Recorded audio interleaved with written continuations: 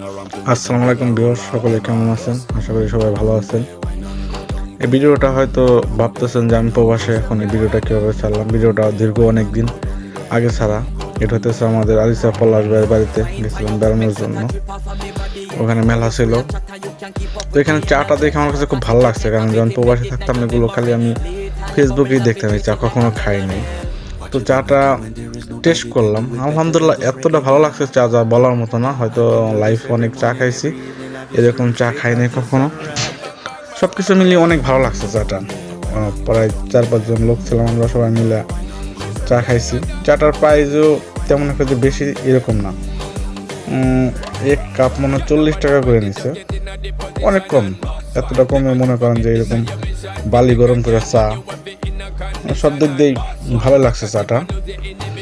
আর খুব মিস করতেছে দিনগুলো, তো দীর্ঘদিন প্রবাসে ছিলাম মাত্র বাংলা